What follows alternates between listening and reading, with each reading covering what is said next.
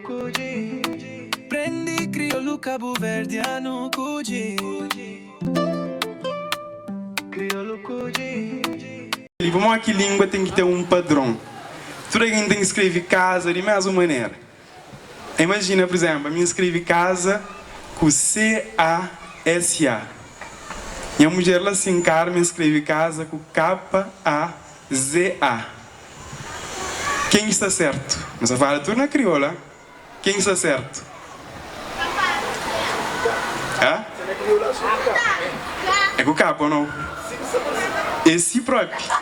Esse próprio, põe na crioula que tem C. O professor Marciano é especialista naquele coisa ali. E ensinam, mas na crioulo é tão simples que cada letra representa um som. Se eu falar Z, se eu falar no fazi, é fazi, é com Z. Ninguém sabe escrever fazi com S. Ninguém escrever fazi com qualquer outra letra, é Z. Você entende? Como o português, não vai e não vem. Que quer falar mal, fala mal de português, mas falando bem de crioulo. Português tem que escusar ver outras flancos de uma maneira, outra falar mercado, mas outra escrever mercado. Você entende?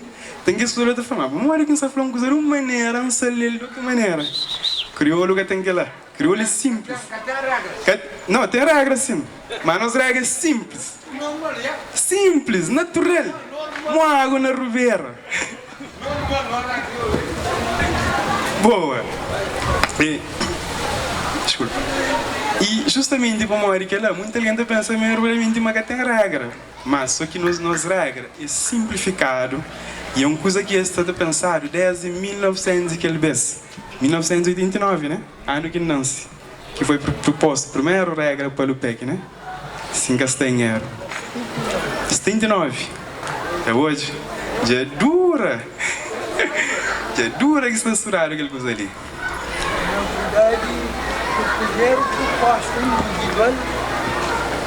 Primeiro proposta individual é de Antônio de Paula Brito, de 1885.